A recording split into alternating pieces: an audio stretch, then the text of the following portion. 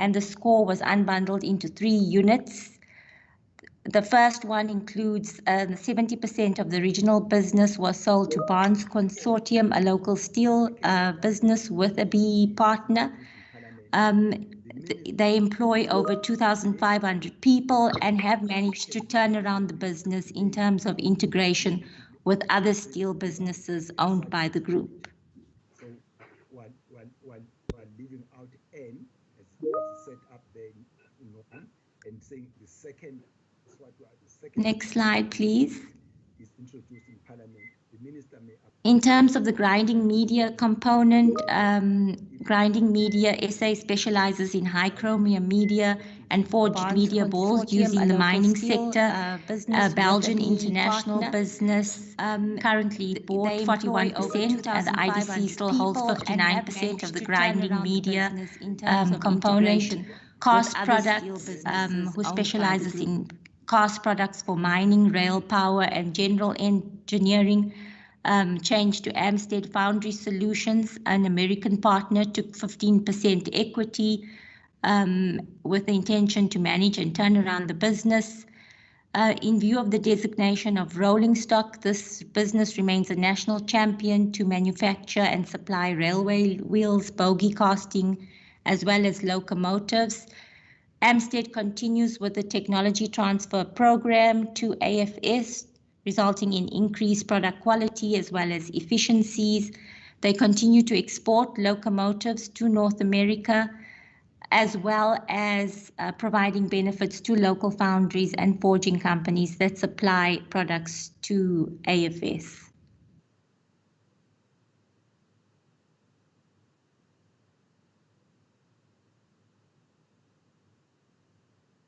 In terms of the proposed export tax on scrap metal, there was a commitment at the 2019 Job Summit to improve the availability of better quality scrap metal at affordable prices for foundries and mini mills. An independent impact assessment was done and found a significant net benefit. ITAC completed its review of the export tax and recommended its implementation. The price preference system has been in place and has been extended up until December 2020.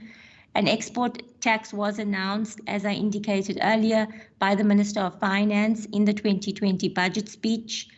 Currently, implementation modalities are being finalized, including a consultation process. The first phase was initiated by Treasury, but is delayed due to COVID-19. This will commence and include the publication of the Taxation Laws Amendment Bill. In terms of the master plan process, extensive engagements have been held with industry in developing short-term interventions provided to the steel value chain. The process to develop the master plan is underway to develop longer-term interventions for growth and sustainability and transformation in the key value chain. We continue to partner with labor as well as industry to effect a social compact. Phase 1 is expected to be completed within this financial year, and the version 1.0 will be released shortly. The master plan aims to support medium to long-term growth, development and sustainability of the value chain. In the short term, there are urgent needs to assist the value chain to cope with the effects of COVID-19. The master plan is intended to be a turnaround, action-orientated, based on identified competitiveness improvements, interventions to increase demand, reduce levels of imports, and reposition the industry to be resilient under the intense global pressures. And through the master plan process, action plans as well as reciprocal commitments will be secured and implemented in stages to move with the speed to boost growth and support job retention in the value chain. Thank you.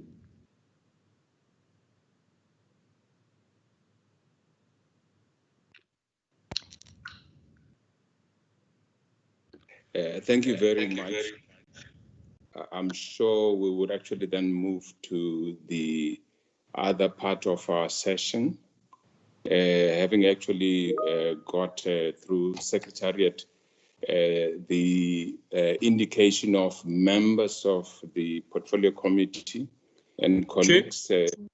Yes. Chair, we have Mrs. Hermans, followed by Ms. Yaku, followed by Ms. Matahung at the moment, Chair. Okay. In that order, can I ask Hermans to actually questions or comments? Thank you, Chairperson and Minister and Team Sugar and Steel for those comprehensive presentations. I've just a few clarity-seeking questions about sugar. What is the implementation timeline, Minister? Because surely in an industry that is so under stress, under so much stress, we must make sure that it happens as quickly as possible. We note that you have indicated that you will have agility in terms of implementation, but I think maybe we must just ask that that agility be coupled with speed. And then we hear a lot about the sugarcane growers, but is there any plan to develop, to create more black millers? My last question, Minister, is to just check, is there any funding support that will be available to help change the ownership patterns in trying to achieve transformation in the industry? Because I am sure that we're going to need many hundreds of millions in order, if we are wanting to make a serious dent in the transformation agenda of government. Thank you very much, Chairperson. Honorable Yaku. Thank you, Chairperson. Also, thank you to the Minister and the team on your presentation.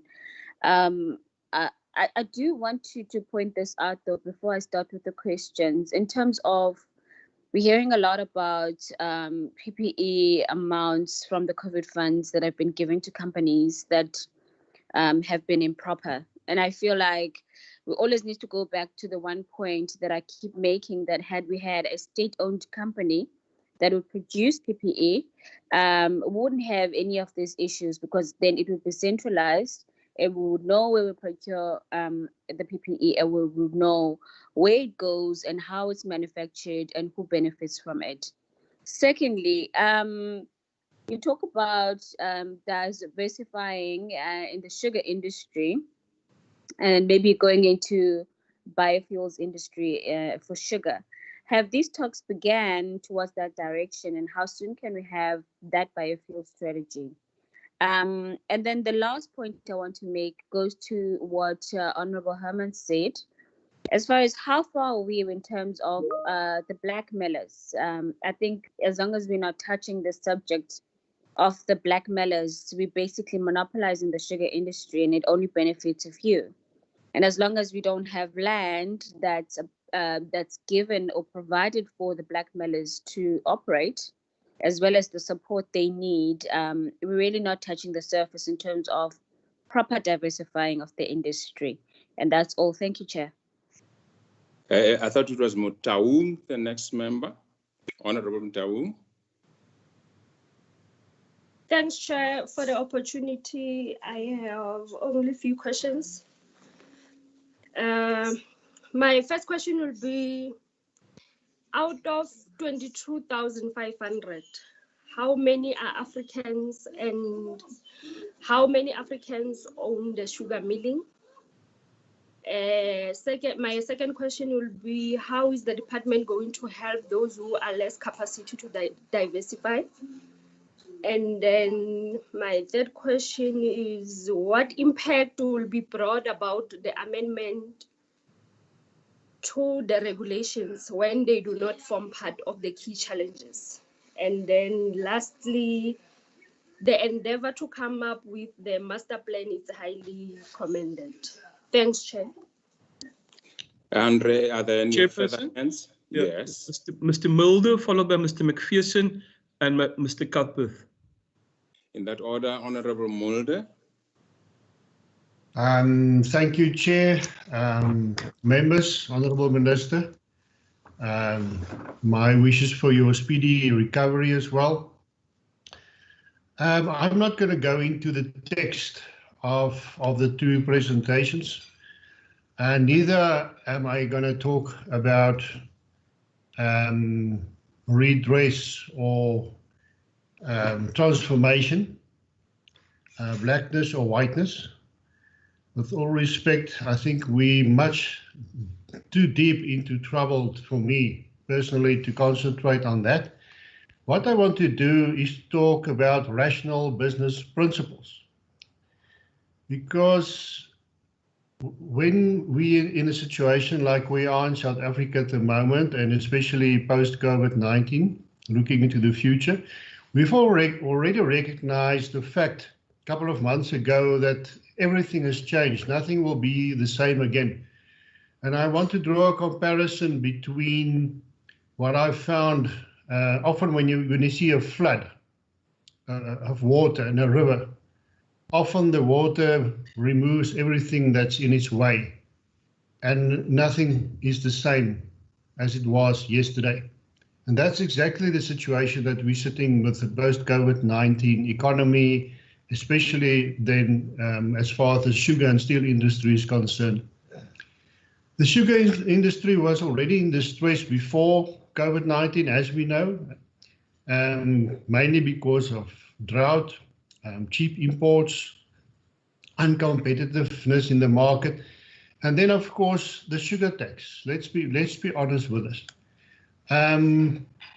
It's not a topic for this committee, but one should actually investigate whether the sugar tax was really doing what it was aimed for and introduced. My feeling is that the industry will not survive without the sugar tax being removed. It's been widely published that the sugar tax is one of obstacles of the sustainable sugar industry, regardless of where you're looking for transformation or not. If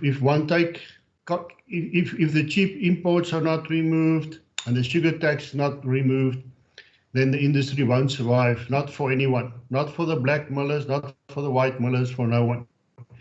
So yes, I want to compliment the master plan. In a way, there's been lots of thought went into it. I want to compliment the minister on that. I'm looking forward into implementation, but let's remove the irrational obstacles. And then as far as the steel industry is concerned, I think one has to provide leadership in these times, and there's lots of possibilities that will come out of this master plan as well. But one should watch out for imports, monitor the imports, especially from China, and to prohibit, to see that excessive dumping is not being imported into South Africa. And then one should also be cautioned that China doesn't become the new colonists of South Africa with their large involvement here, and that the South African economy does not become dependent on it. So as far as the steel industry is going to be rational as well. And one of the Freedom Front Plus feels very strongly about it lastly, is that the regulations, lockdown regulations, should be lifted, because that is one of the greatest obstacles that lies in the path of recovery of the steel industry. Thank you, Chair. Honorable McPherson. Thanks very much. Hopefully my questions can be answered today. Minister Patel, a couple of things on the master plan. Just my sort of general overview of it is that it seems rather simplistic. I would have thought it would be a bit more sort of intensive, and I also worry that it may be a bit out of date, considering what has happened over the last couple of months. But be that as it may, you've spoken, or the master plan speaks about creating new demand, 150,000 tons of new demand, and that's through the retailers. Now, how is that going to be done? Please, can you just explain that? You've also spoken about creating demand through diversification of output and the use of farms. Now, that's a very good idea, and you and I have spoken about this before, but that's been spoken about for the last 10 years as well by the government, and there's just been zero movement on it. So how will the master plan unblock the dam of 10 years worth of stalling that has been created? You spoke around the health promotion levy, and in the presentation, I quote, it says it's a complex matter and there are ongoing engagements. But these ongoing engagements seem never to end with Treasury. The promotion levy was implemented, I think, 3 years ago. And what Treasury has simply done is just increase the percentage of that levy each year. So with respect, I don't know what ongoing engagements are taking place, because clearly Treasury is not listening. And I just want to know simplistically, why can there not be a moratorium on the HPL until such time as these complex matters are resolved? That's a simple, easy thing to do. Moratorium, why can't it happen? In the presentation, it speaks about the success of the plan hinging on the national interest.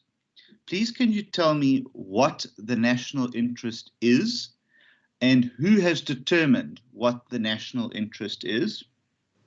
You also talk about an appetite for risk.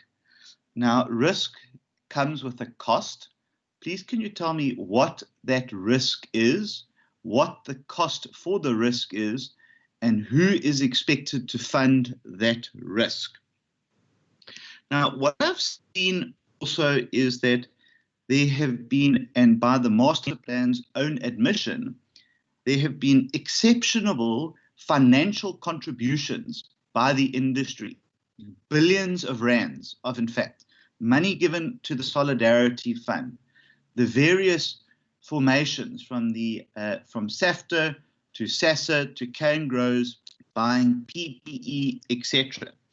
But what I'm missing is government's financial contribution and legislative to actually making this master plan work. Right now, it seems like it's one thing. So, we talk about, the industry counterparty. What is government doing? It's not moving on the health promotion levy. It's not moving on diversification through biofuels. So what is government's actual contribution for legislative? And finally, I'll say... Your line is breaking a bit. I'm not sure what's actually happening. We can't hear you properly. Just on the last part, yeah. On the last part, I said that it's breaking up a bit. Has made billions of rands worth of contributions to the industry. What is government's financial and legislative contribution? There's no contribution on the health promotion levy, and there's no contribution on the diversification of biofuels. So what is government's contribution to this?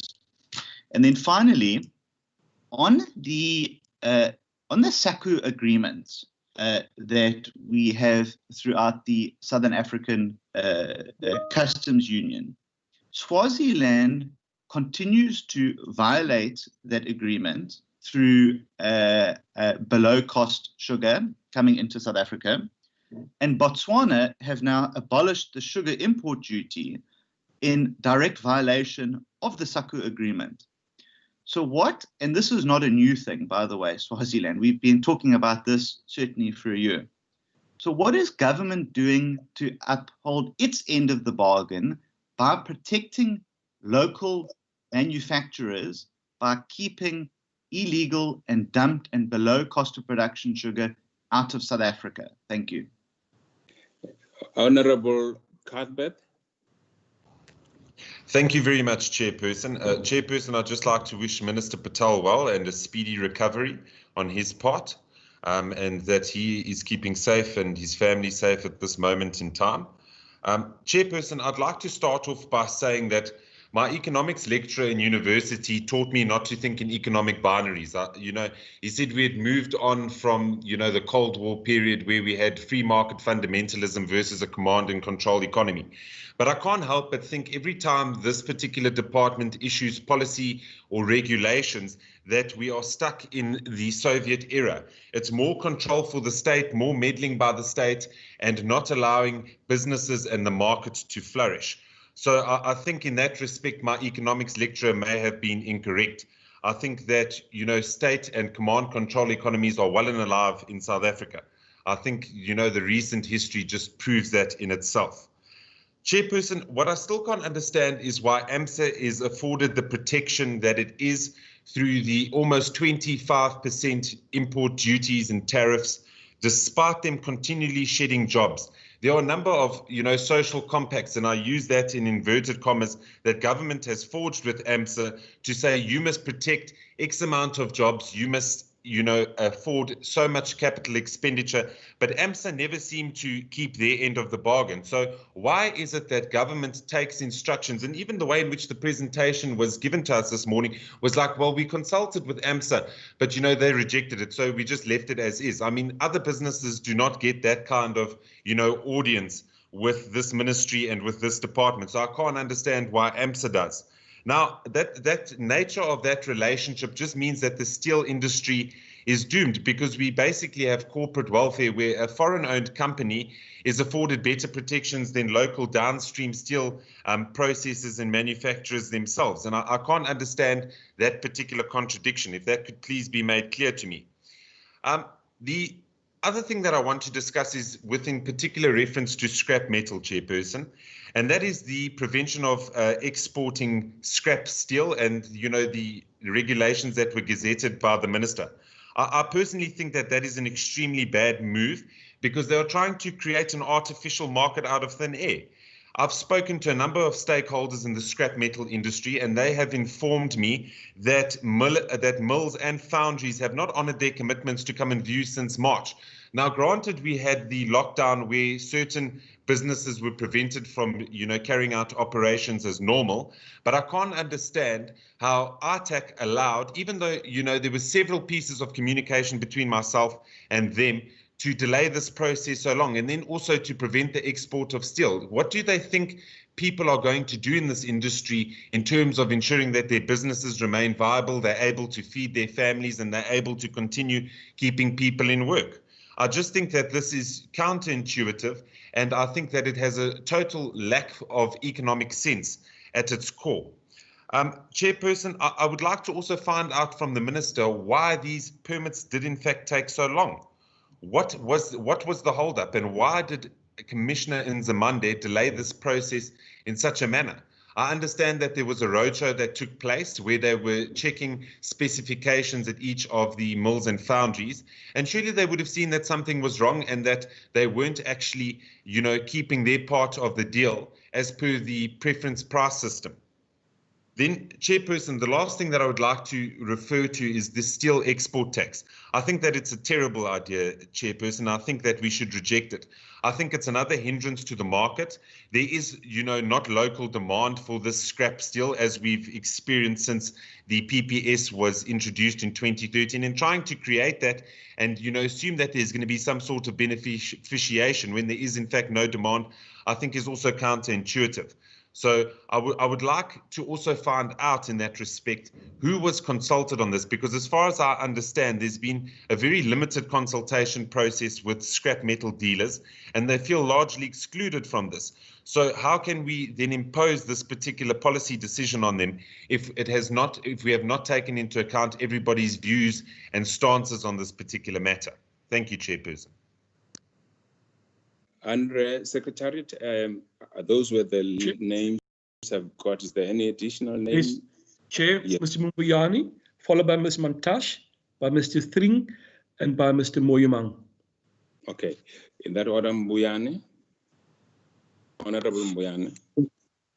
Chairperson, thank you very much for the opportunity. Let me wish the Minister a speedy recovery as well and welcome the presentation, Chairperson. Minister will recall that the sugar industry presented a transformation plan crafted in 2018 and made commitments, targets, about 51% of cane that will be delivered by black farmers in the 5 years. The focus and also the target, the departments need to clarify about the target and also make sure that we not miss the target, Chairperson. Chairperson, the transformation plan must not be overshadowed by the master plan. I'm hearing of master plan, and little of transformation.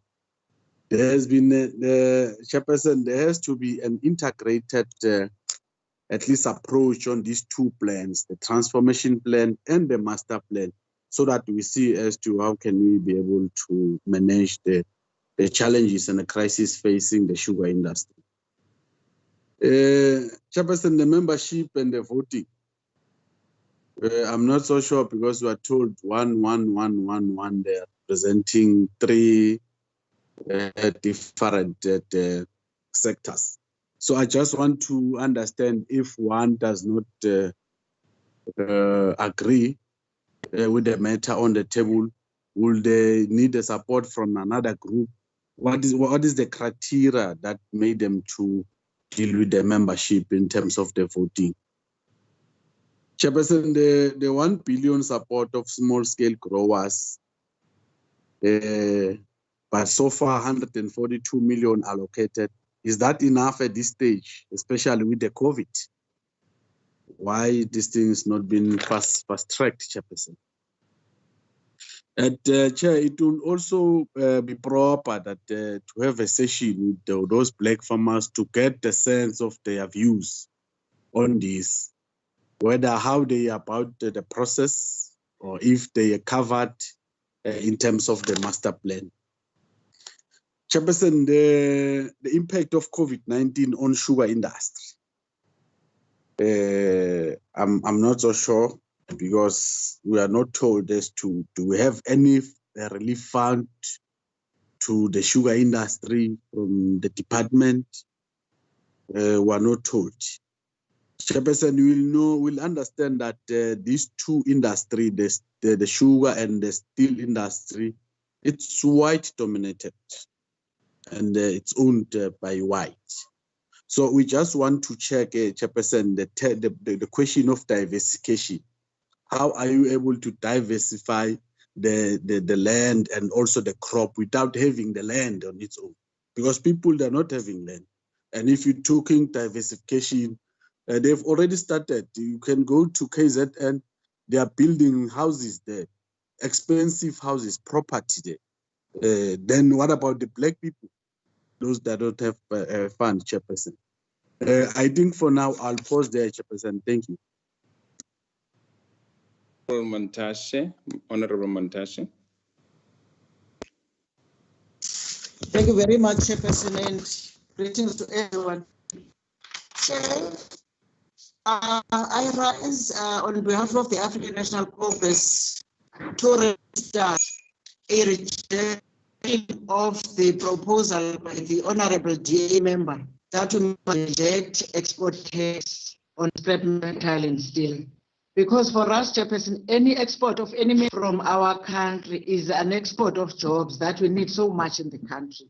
So I'm totally opposed to what he's proposing, Chairperson. Chair, I just want to hear from the department. I hear they say they've protected the steel industry. But Chairperson, we have seen that most businesses in South Africa that are run by expatriates use metal that is imported. And I want to know, what are they going to do differently that will reduce this practice, Chair. Chairperson, on both the in steel industries, we are foreseeing a bloodbath of jobs. But I hear the department talking about protecting those interests, but they diversification of them. But nothing is said on their plan to develop or reskill the workers that are working on those industries, Chairperson. And that for me is a concern. I don't want them to come to this committee every day to boast that legislation that was enacted in regulations and legislation that was enacted in 1998 and 2000 can foster transformation, Chair. I think, yes, there's a transition now, but I don't want them to boast about these two legislations, Chair. It makes me my blood to boil. Chair, they say there's these allocations that are meant for small farmers in the sugar industry. I want to know from them what is in that, what is this now? The master plan that will enable the small farmers to get their premier payments sooner than later on, because I think if we wait forever until whatever time, we will find them dead. There will be no small businesses in the sugar industry. And we know that it is a source of a lot of employment in most of our provinces, Chair. I've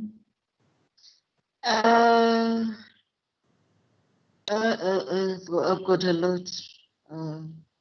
Chair, let me stop there for now, but how can these regulations, they must not boast about the regulations of 2000 and 1998. They must move with speed with preparations so that when the transitional period ends, we have new regulations and acts on that sector, Chair. I want to know also how many foundries do we have in South Africa, because there's a lot of scrap metal loitering around, and I also want to check if there's only a few industries on the steel and scrap metal market that they support. I know that there's Agni Steel in Port Elizabeth at the SEZ. I hear nothing about assistance to each Chairperson. Thank you so much. There was someone, Secretariat, before Moima. Mr. Thring, Chair. Mr. Honorable Thring. Thank you, Chair. And again, also on behalf of the ACDP, we want to just wish the Minister well. Just a few questions. Firstly, on the sugar report that we've received. What is the role of the 7 task teams with respect to the master plan slide 13, I think it was? If we could have an idea as to what the focus areas are, and I think that there was some indication that it has to deal with your biofuels and such like, but could we have that also unpacked, the 7 task teams? Secondly, Chair, with regards to the deep sea imports, how are the deep sea imports, sugar deep sea imports, going to be decreased without flouting any international trade agreements that we may have with our particular trade partners? Then the third question is on the sugar side of things. What are some of the best practices that have worked? There was an article with regards to transformation of the sugar industry. There was an article in one of the newspapers with regards to Tongaat Hulett and some of the small cane growers. I think it was in KwaZulu-Natal, where the coming together of those who have the experience with those who do not have any experience in the industry seem to have produced a winning formula. So are there any other examples of that? And then with regards to the steel industry, for me, Chair, it seems as if one of the common denominators with regards to the challenge that our industry is in seems to be the Chinese and the involvement of Chinese, both with regards to what they are doing in their own country, as well as in East and West Africa. And I think certainly we should have actually seen this coming. There should have been some mitigating strategies put in place to prevent our industry from becoming decimated as it currently is. So I think the question is, what talks or negotiations are there, if any, with regards to the Chinese, and what mitigating strategies are there to save our industry from what we have seen is Chinese colonial type movements in Africa and other parts of the world. Thank you, Chair. Honorable Moiman.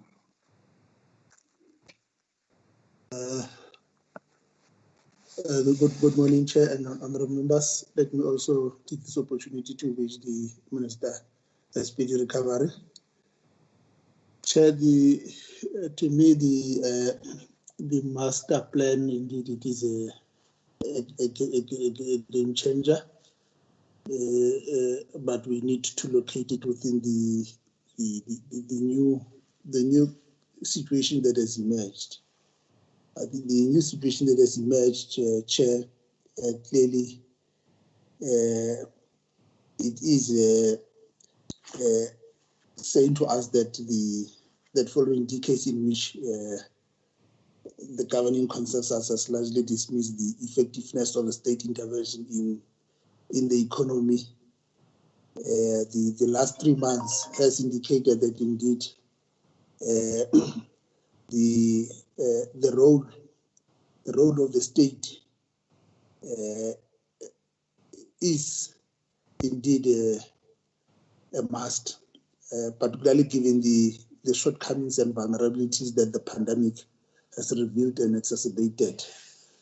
So I think it is important that learning from that, we need to appreciate that the crisis has clearly led to a larger role for the state in the economy.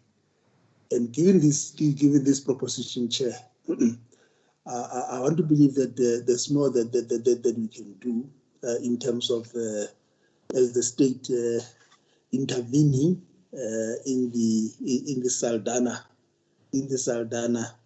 to salvage it, particularly given the role that it plays in terms of, particularly given the role it is used as a basis for industrialization and also in creating jobs, and more so various backward linkages that it creates in terms of mining supplier industries. The intervention that we are playing with regard to SCORE entity probably could also be translated to how we need to intervene in the Saldanha, particularly given the role that the IDC continues to play in terms of playing its critical role in the transformation industry. I think what will be critical for us is to be able to ensure that we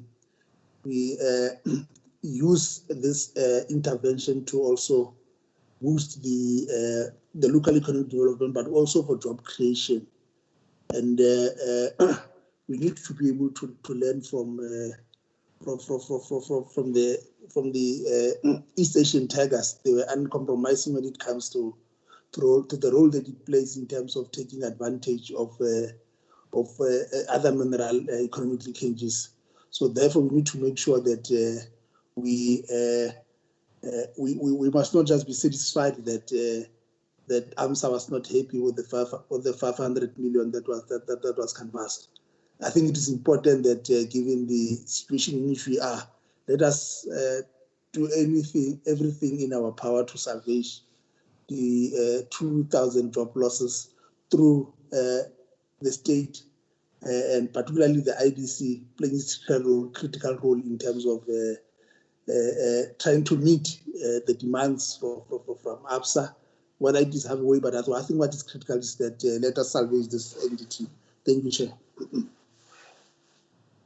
Secretariat, I'm sure we covered most of the questions. Chair, if we can, yes, is this two questions from Ms. Matuvula that I would like to read into the record because you put it on the chat, Chair, if I may? Okay. Chair, the first question is, out of 142 billion, which is budgeted to support black sugarcane farmers? I'd like to know whether the department have decided to consider more women, youth, and people with disabilities. And then the following question, Chair. Matebula, still. Yeah. And then the other question, Chair. What method does your department put to reach out to the growers from rural areas, as you've indicated that they are struggling with technology? Those are the two questions from Ms. Matebula, Chair. Okay. So that's the last one. That's the last. Thank you very much. Can I actually then ask the ministry and to be able to actually pick up on the questions and or comments of members? Floor is yours, Minister. Thank you very much, Chairperson. I think from the range of views that were expressed in the committee, it is evident that on matters of industrial policy and, in fact, more broadly economic policy, there are a divergence of views. And really the role of government is to take the manifesto that was put to the people of South Africa last year, which identifies the broad thrusts of the interventions that we will be doing, and to take those principles and apply them to the situation here, because obviously we have to make decisions on the choices that we face. What I'd like to do, Chairperson, is ask first that Harold Harvey, as the Sugar Master Plan facilitator, respond to some of the issues and comments that have come up on the Sugar Master Plan. And after he's commented on it, I'm going to call on officials of the department, and I will then respond towards the end. So with your permission, Chairperson, may I ask Harold Harvey to start with the responses on the Sugar Master Plan. That's in order. Thank you. Proceed. And thank you, Minister, and thank you, Chairperson, and honourable members. I will just try and do a fairly comprehensive response to most of the questions raised. Some I will defer to the department, who has more detail than I do. So starting with the questions from Honourable Hermans, the timelines are very clearly laid out in the master plan for implementation. In fact, we're a little bit in holding pattern now to formalize signing because of the processes around Section 10.3 of the Competition Act. But to all intents and purposes, the commitments made under that master plan are being implemented as we speak. The 3-year plan is in place. The industry restructuring discussions need to take place within 6 months of the exemption being granted. So we're, things are underway, and very clearly clear timelines and deadlines are set out.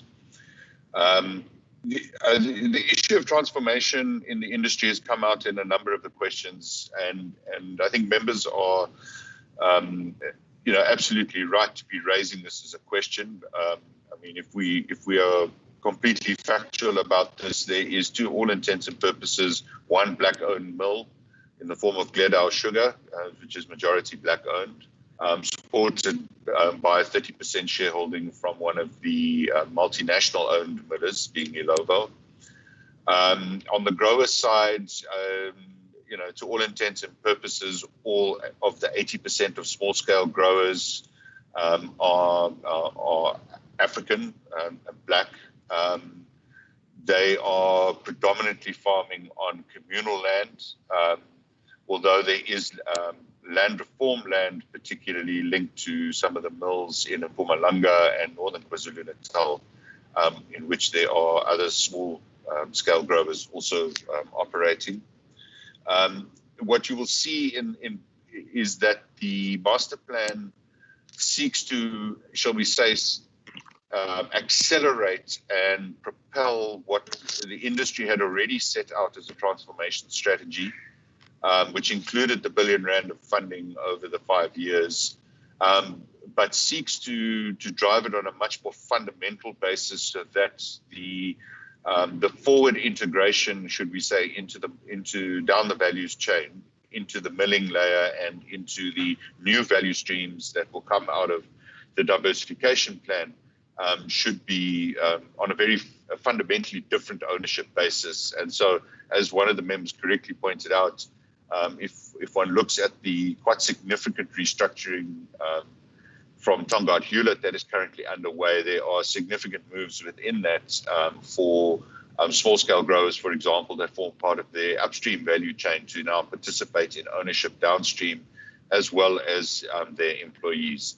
I think you'll see both in terms of one of the action commitments, a commitment to very fundamental transformation, but also as one of the task teams is work ongoing to how do we fundamentally shift this.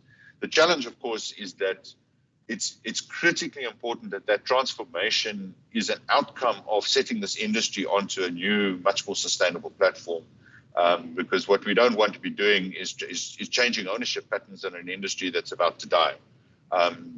So it is about the future vision for this industry on a new sustainable basis. As it relates to the questions from Honorable Yako on diversification, I'll ask Dumisa to comment on this one when she gets to the detail of it, but there is a new biofuels framework policy that has been gazetted by government. There's very explicit mention of potential subsidy levels in there as one of the instruments to enable that. It's very pleasing to see that after many, many years of debate and backwards and forwards on a very difficult issue because of the costs and the subsidy requirements to get this, that there is now movement on that front. On the sugar tax, I think the Honourable McPherson and I think Mulder as well mentioned this. The one thing can I just sort of suggest is that if one looks at the budget that is before Parliament, I think it was tabled by the Minister of Finance this year, one will note that there is no increase on the HPL. And in fact, the 3-year phase 1 of this master plan is predicated on the assumption that there is a moratorium on increases on the HPL. And that is part of what government is bringing to the party here, in addition to the additional instruments on trade protection, etc. I think to answer Honourable McPherson's question on the 150,000 tonnes additional, let's be very clear. That 150,000 tonnes is coming back to the local market, is in a sense replacing currently imported sugar, which is on the retail side is principally the own label, so the no-name brand retail packaged sugar at supermarkets, which is now committed to be 80% South African produced sugar.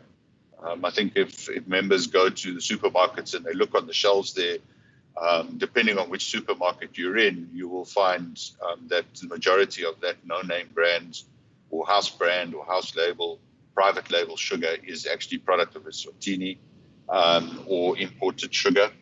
So that's the one piece. And the other side of it is the industrial users have committed to use at least, or starting in year 1, 80% South African sugar. So that's where that incremental additional restored sugar to the local market comes from.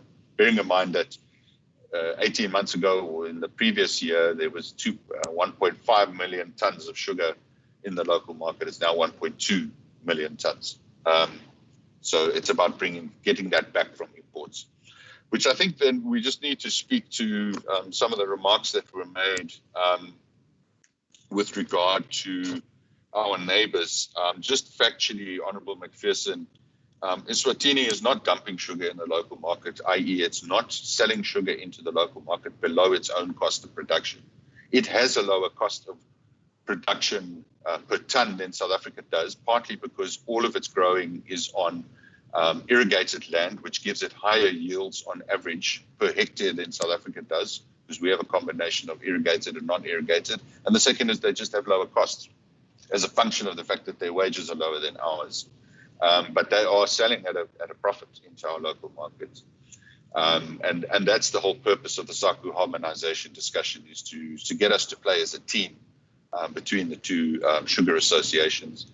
Just factually on Botswana, what you are referring to is in fact the removal of an excise tax in Botswana on raw sugar, not refined sugar, on raw sugar. They have no refining capacity, so to all intents and purposes, the tariff on refined sugar imported from the deep sea is unchanged in Botswana. It is not a removal of the import duty. And so then also just to speak to the question of the national interest and the risk, I think, those remarks about the national interest, we can speak to that, but fundamentally this is a patriotic plan. This is saying to everybody along the value chain, including consumers, by the way, is let's be proudly South African, through this period of this transition, let's make sure that we back our local growers, our local millers, our local sugar brands, because let's not forget, there's 1 million livelihoods dependent on this value chain, and the idea is to preserve those jobs. And I think the question of the balance between the free market, etc., is something that is a little bit of a moot debate in a world where the global sugar market is really worldwide is run as an instrument of social policy. So the fact that the global price of sugar is below the cost of most countries' production costs is a function of the fact that sugar is being subsidized in our major competitors, principally in India, as a way of driving incomes for rural growers and small-scale growers in that country. And so, I think, what we're trying to do is make sure that we don't create or protect an industry on an unsustainable basis, but allow it to go through a transition so we have a new sustainable foundation founded on strong commercial and competitiveness principles. As I think the DG mentioned the last time we briefed the committee on this. I think the risk here is that there is going to be a sharing of risk across, by the different players. So, we certainly envisage that in this master plan, that as we start to invest, for example, behind some of the new value streams out of sugar, in some of the more chemical, so let's say the downstream chemical or biochemicals value streams, that there's a combination of risk being carried between the commercial investors, whether they are the growers or the millers of today or new investors in those value chains, as well as entities such as the IDC, which are participating already in both the agricultural and the industrial diversification. If I can then turn to the question of the allocations to the small growers and raised by Honourable Mantashe, I think the reality is that the supplementary payments and the additional payments out of the Transformation Fund are continuing. They continue to be in place. The part of the objective of what the master plan is trying to do is, firstly, in the commitment about small-scale grower support, is making sure that the foothold and the foundations of small-scale growers in this industry are retained through this difficult transition we're about to enter into. But then one of the 7 task teams is specifically mandated to drive further and what we call a small-scale grower master plan, which is moving the basis or the foundations for small-scale growers onto a much more sustainable footing. It cannot be the case that the place of small-scale growers is into the future is driven on what is amounting to temporary or discretionary additional payments.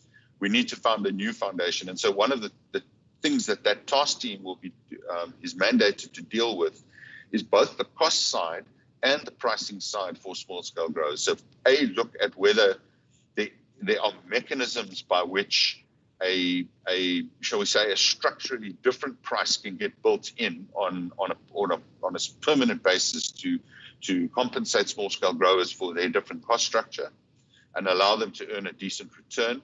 On the other side of it is to also go and examine the cost structure of the small-scale growers in a lot of detail. So, for example, a lot of the differential in pricing or cost for a small-scale grower compared to a large-scale grower is a function of the fact that small-scale growers are buying their inputs like fertilizer on a subscale basis.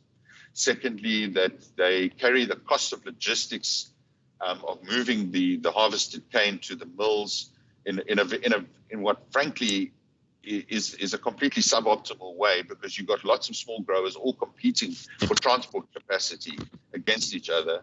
Thirdly, that the electricity tariff on the irrigated land paid for, that the small scale grower pays is actually higher per kilowatt hour than it is for a large scale grower because of the way the ESCOM tariffs work. And so all of those things are being tackled very head on with a lot of urgency. And I think, to the question of how we're engaging, I think the change in the regulations, which has formalized the role that SAFTA has in the structure, the way in which cane growers' own small-scale grower members are all participating in these processes to create a sustainable foundation for small-scale growers is at the heart of what we're doing here.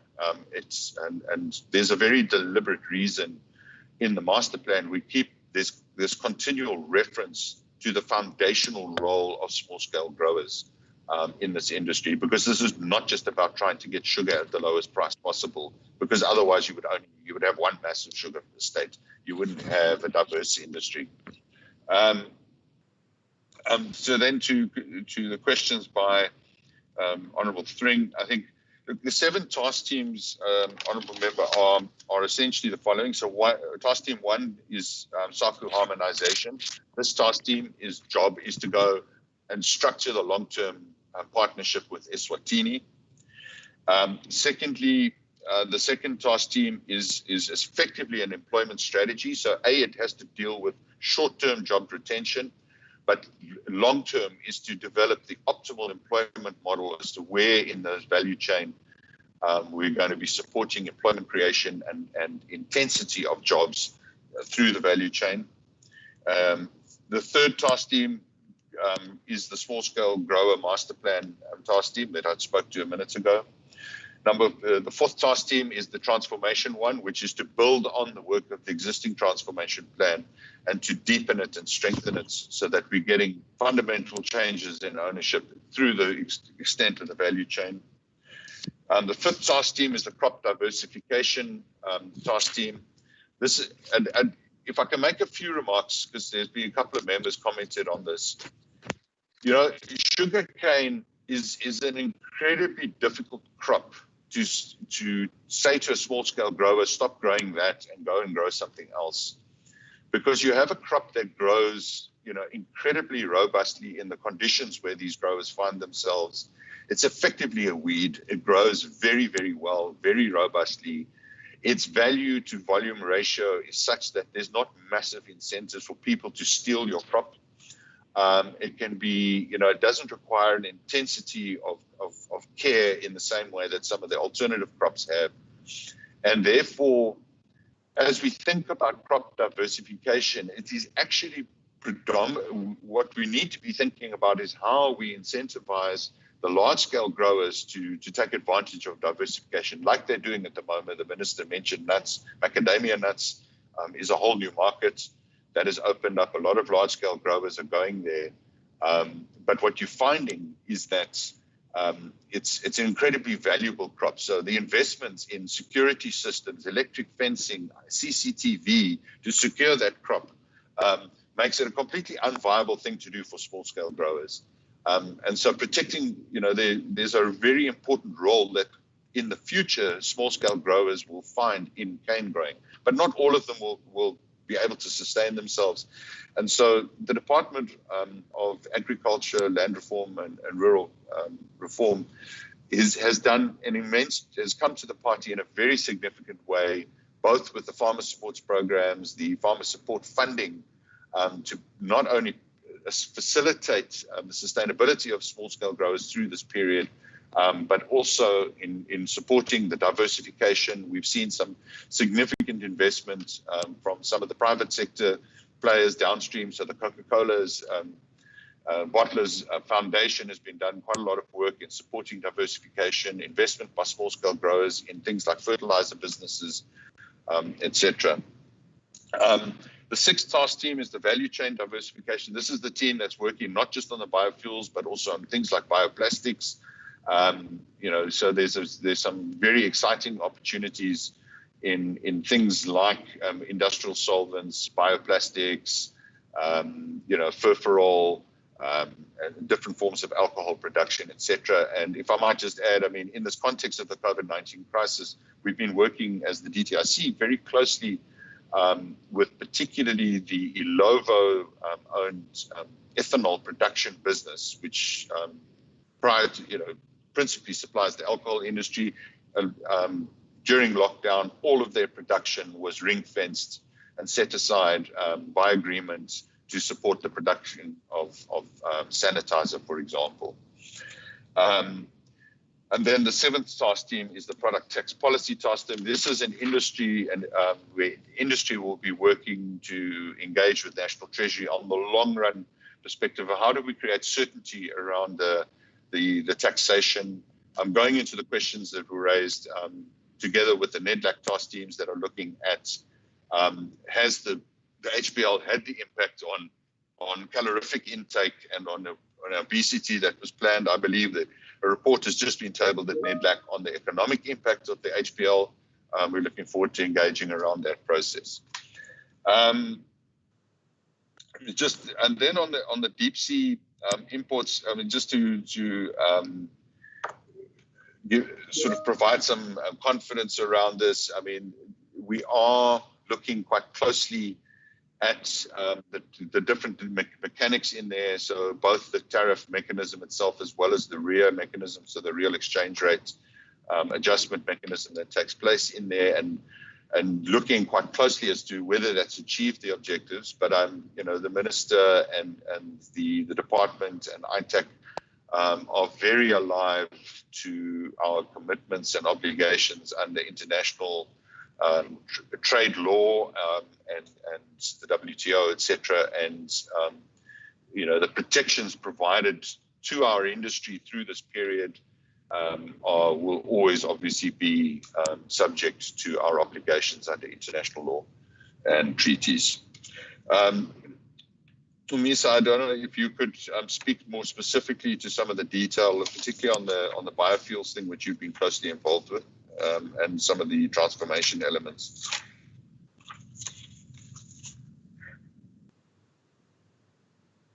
I'm sure Tumisa can continue.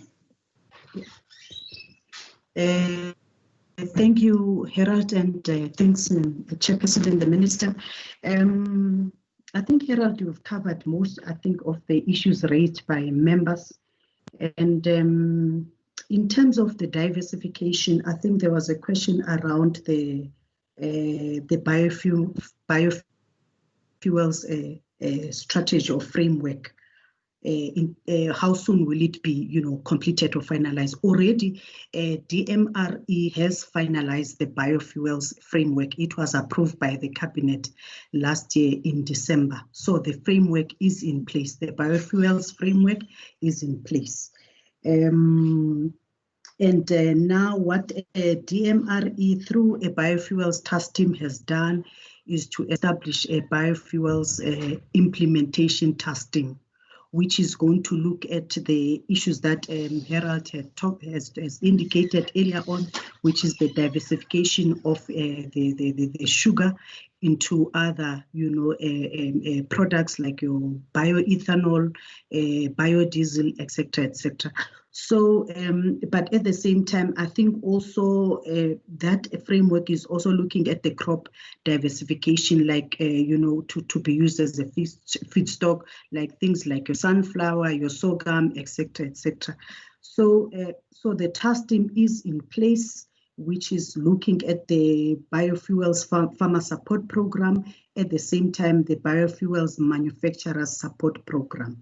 So the work is in progress at the Department of Minerals and Resource and Energy. But I think also to indicate that sugar is being prioritized as one of the feedstock in terms of the biofuels program. So already we are in discussion with the South African Sugar Association in terms of the downstream diversification, especially on the biofuels projects that are going to be put in place. So, but I also want to indicate, due to COVID-19, I think there's a little bit of, delays in some of the work that is being done through the Department of Minerals, Resource and Energy. Minister, I just wanted also to indicate that. But we want to fast track the process to make sure that the subsidies that the framework is talking about to support the farmers that are going to be involved in terms of the sugarcane production, sorghum, sunflower, and so on and so forth, and then as well as the manufacturers who are going to manufacture biofuels, that also takes place. I want to also indicate National Treasury is also involved in that task team to look at the issues around the funding of those interventions that have been indicated on the biofuels regulatory framework. So Harold is right. He's right. I think he's on point to indicate that work by government is in progress in that regard. But I also want to indicate, from a crop diversification point of view, the Department of Agriculture, led by the Minister Thoko Didiza, is busy developing the agro-processing and agriculture master plan, which is also looking at the diversification in terms of various crop, looking at, for example, work streams that are going to look at crop diversification, mainly within the sugar industry. Minister has talked about the macadamia, looking at also vegetables and so on and so forth. And I think one of the members has indicated the fact that already some of the farmers are switching to other crops like macadamia. Indeed, when I actually spoken to the farmers and visited some of the farmers, they've already started, the crop diversification. A question around the transformation, I think members, I certainly would want to sort of indicate that, if you recall, SASSA presented the transformation plan of the industry, which was actually supported by members. I think that was almost a year ago, where they made a commitment of 1 billion. That is part of the sort of the implementation of the Sugar Master Plan. Harold has talked about the pillar that is going to look at the transformation of the industry. So already, in terms of how far have they sort of allocated the 1 billion, they've given us a progress in terms of, so far I think they've spent almost 142 million rands. I think there's even latest figures now, which I can also check with SASSA in terms of supporting the black farmers. More importantly, to look at the issues around skills development, to looking at supporting the farmers with things like transportation of their sugarcane and so on and so forth. So there is a clear, I think, transformation plan that has already been tabled at tabled here at the PPC by SASSA, which we are following it up. I think the last issue, I think Harold has covered, members, most of the questions. Just the last issue to say, what kind of funding support will also DTI bring on the table, which my honorable minister, I think, will also help me in that regard. I think DTI has got industrial finance. For agro-processing, for example, we have the agro-processing support scheme, which is mainly there to support the agro-premiers in that space. We also have the IDC, which is looking at the loan part of the funding. But over and above, we also have support that is being provided by the Department of Agriculture and Rural Development in terms of production support. But also, we also have other incentives scheme like the Black Industrialists, which already, many of the, farmers as well as many of the manufacturers, they are able to get support from DTI in that regard. But I think there's more that we can do to make sure that there's access to funding for the sugarcane industry. So in short, it's just to mention that support is there.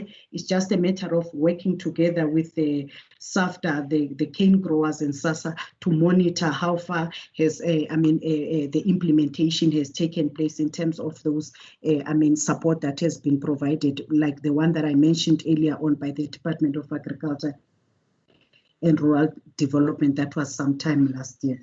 And then just the last question, I think, around the regulations. I think, yes, we agree that we will try to make sure that before the end of the expiry term or before the end of 2024, would have sort of updated the regulation so that we are able to be on track in terms of the regulations of the industry.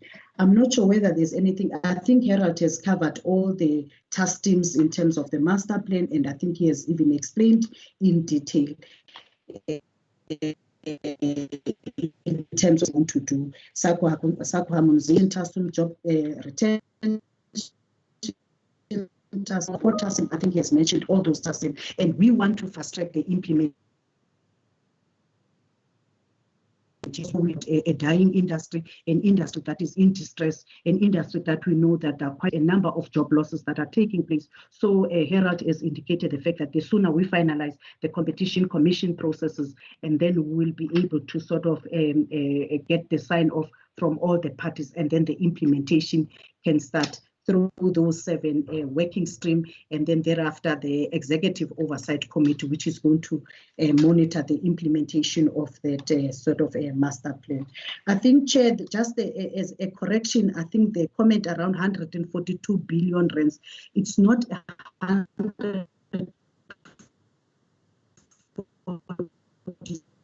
2 million rands, which is by SASSA in terms of the transformation agenda, out of the 1 billion. The 1 billion is a commitment by SASSA for over 3 years. So far, they've indicated 142 million that they've allocated to their members. I thought of, let me just sort of correct that.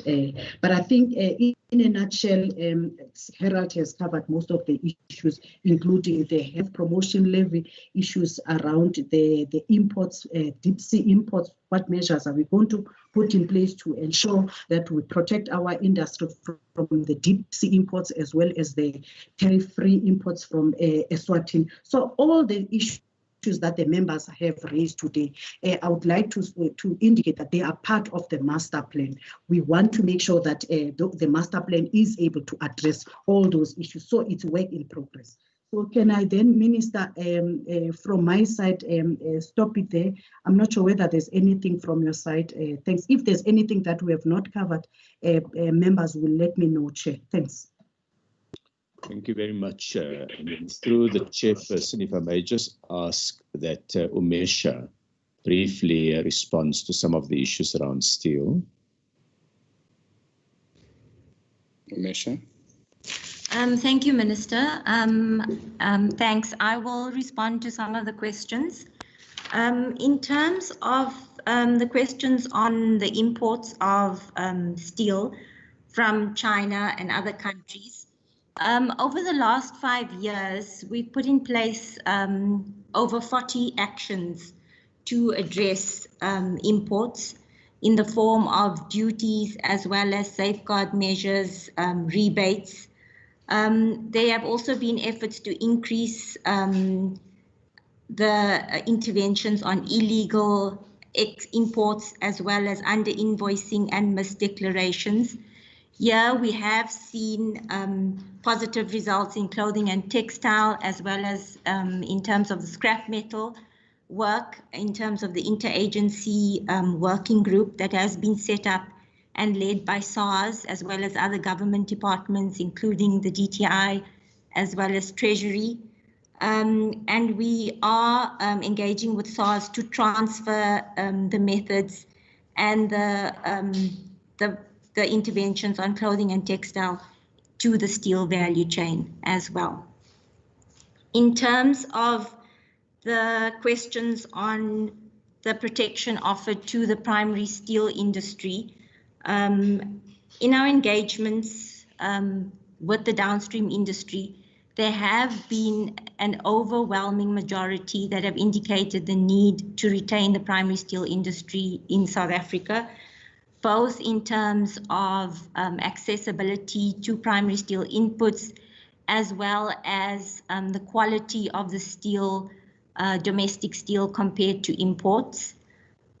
Also, the primary steel industry is key in terms of beneficiating raw materials like iron ore and coal, which are further processed to produce steel.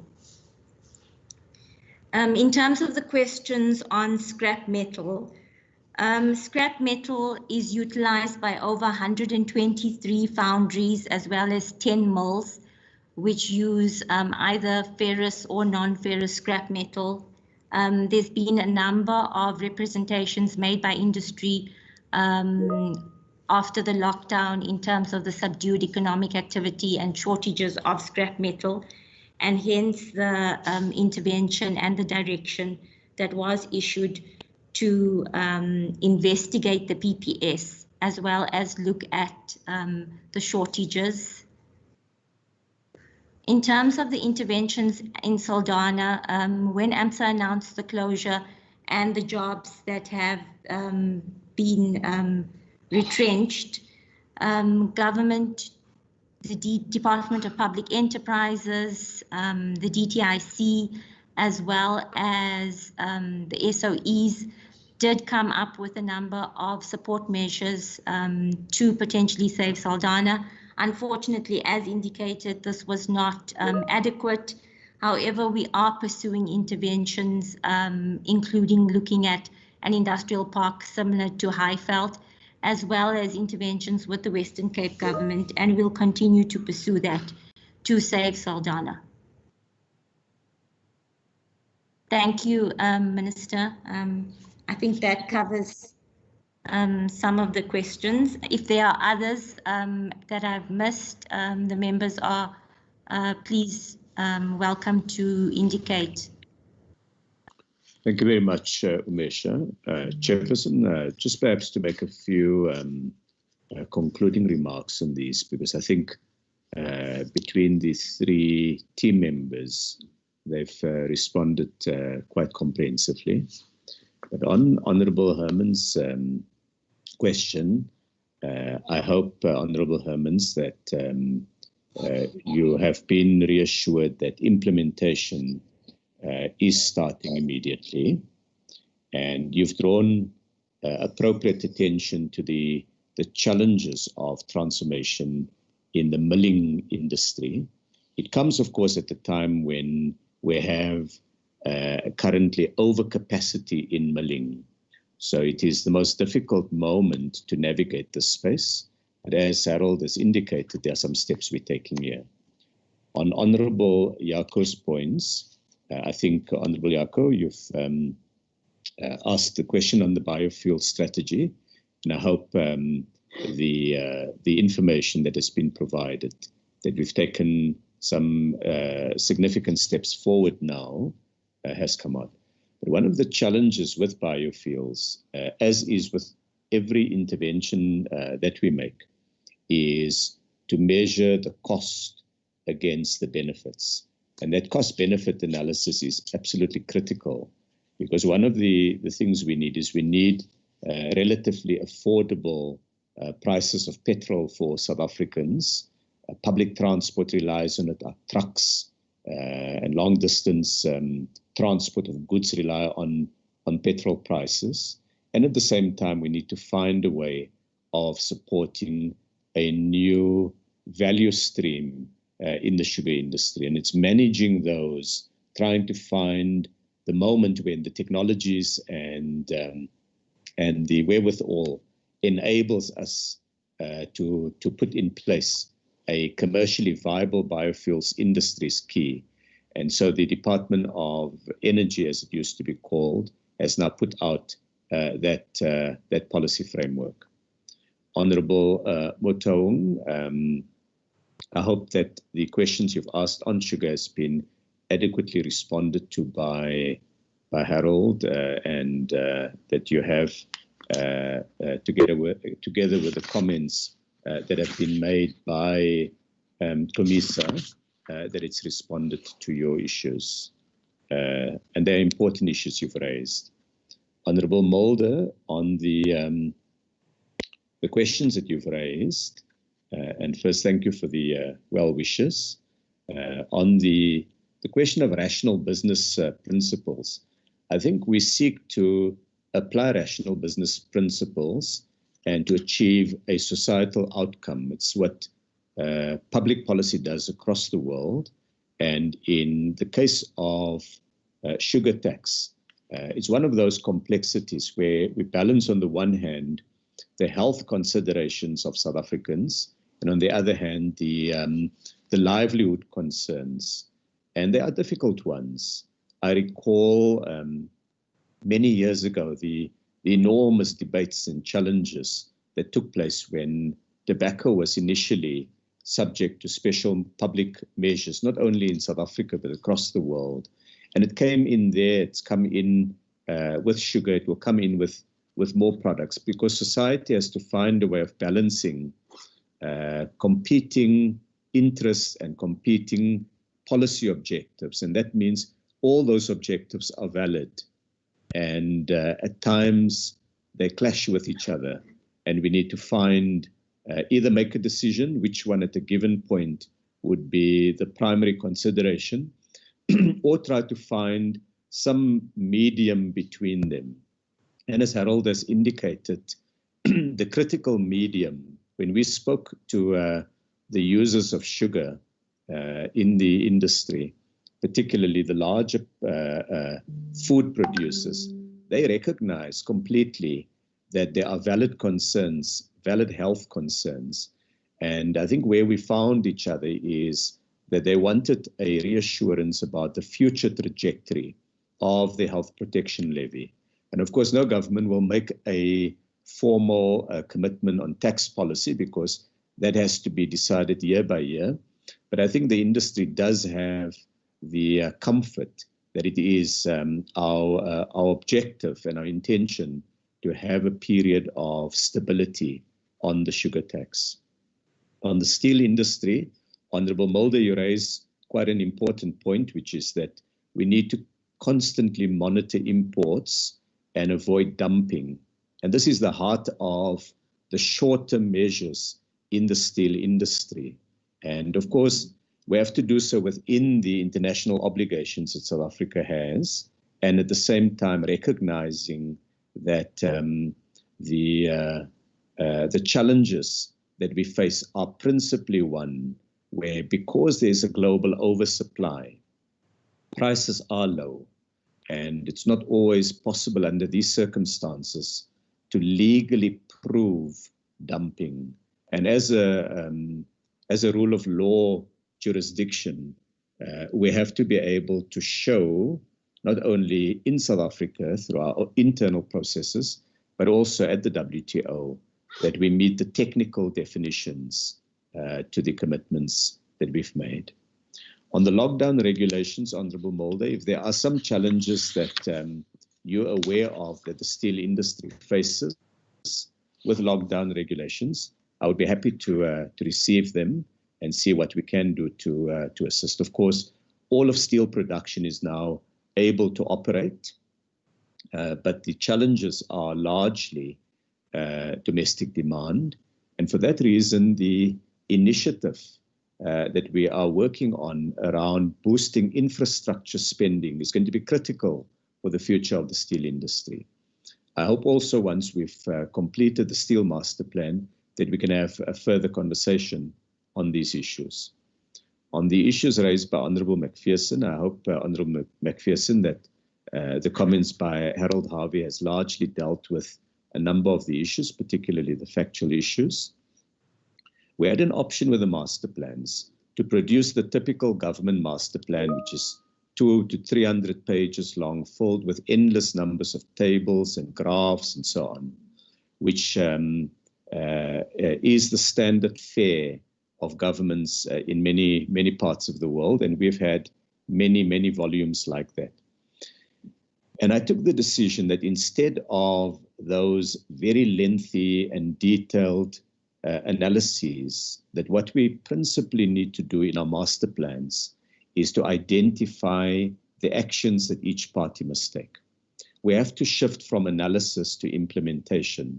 And so we've put a high premium on implementation, and that means the master plans are intended to be short, to be crisp, to say what needs to be done, because largely there's an agreement in most industries about the challenges.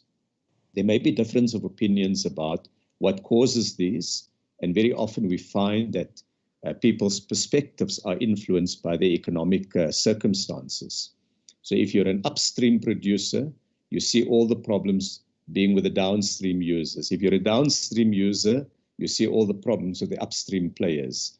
So it's really about what will be done. And what's different in the master plans is our effort to say everybody must bring something. In fact, the new format of the master plan, we hope, can put a greater focus on implementation.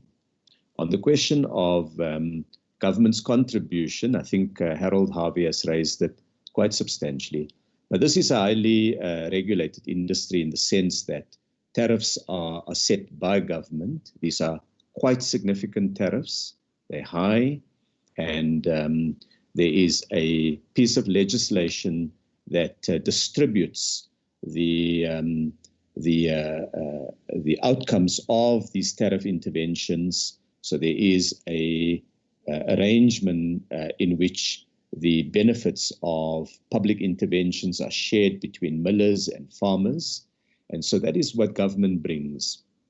Our big toolbox would be either regulatory capacity, what's in the regulatory toolbox, or fiscal capacity, what's in the fiscal toolbox, or what we've focused on more and more in a recent period is unlocking value by getting people to sit around the table and find sensible solutions.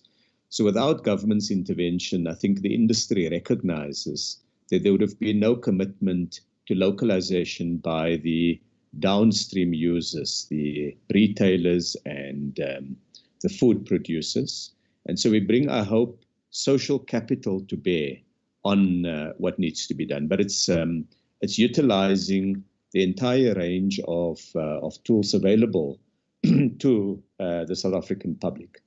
Of course, the period we're moving through now is one with greater fiscal pressures on the society because we've had to divert so much resources to the pandemic, and we've had a decrease in tax income as a result of the slowdowns in both our own economy and other economies, and the deep challenges and crises that we've had to face with many, many businesses.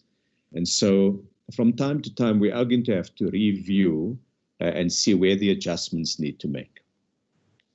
I think the issues of the neighboring countries have been dealt with by Harold Harvey. Honorable Cuthbert, I'm pleased that your economic lecturer emphasized that modern economics is not about binaries.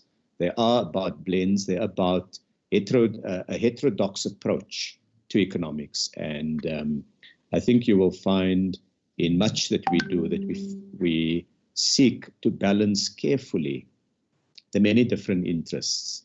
And I would say that ArcelorMittal would be smiling when they hear the comments that you've made, because their criticism is the exact opposite.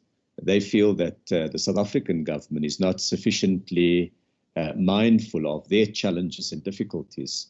And our interest must be to place South Africa and South Africa's people first. And it's been a tough engagement with ArcelorMittal, and it will continue to be.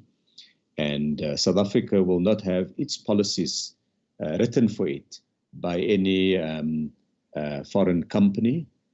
We are keeping a very careful eye on steel production, steel prices. ArcelorMittal had to pay a record penalty through the Competition Commission for its involvement in practices that are prohibited in our law. And we've also imposed a pricing mechanism on ArcelorMittal that limits the markups that they can bring, because they are an upstream monopolist. And monopolists very often impose enormous costs on downstream users. On the scrap metal, Honorable Cuthbert, it's interesting when I listen to the various narratives that it's clear that there's enormous lobbying that goes on from different interests in society, and one can quickly hear from the views that are expressed what the concerns are and what government has to do. We need to hear all of the different concerns, balance them carefully, and then work out what is in the interest of the country. What is in the interest of the country is not always in the interest of individual players or sectors. Let me give an example of scrap metal. Before the lockdown started, scrap metal was going at about 2,500 Rand per ton. As a result of the shortages that were created during the pandemic, we saw prices going up very substantially to about 4,500 Rand per tons. And at those kind of prices, they would have decimated South Africa's foundries and our steel mini mills. And to avoid that, I have asked ITAC now, and I've given them a very tight time frame of 2 months to come up with a recommendation on how best we deal with this.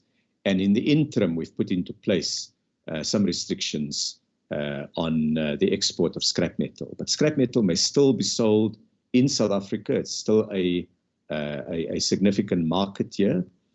And I take note of your comments on the question of a scrap metal export tax. Of course, Honorable Cuthbert, you would know that that was a specific commitment that was put into the manifesto of the ruling party last year. It received overwhelming public support, and I'm sure you as a member of parliament would want government to hold to the commitments that are contained in its manifesto. And so I look forward to your support as we implement the next step to introduce this, given that it was widely supported. And indeed, we've had very, very substantial public and general support for the measures we've taken on scrap metal. Some years ago, when we first introduced the price preference system, the argument was that it was illegal. The industry took government to court at the Gauteng High Court, and the Gauteng High Court found in favor of government.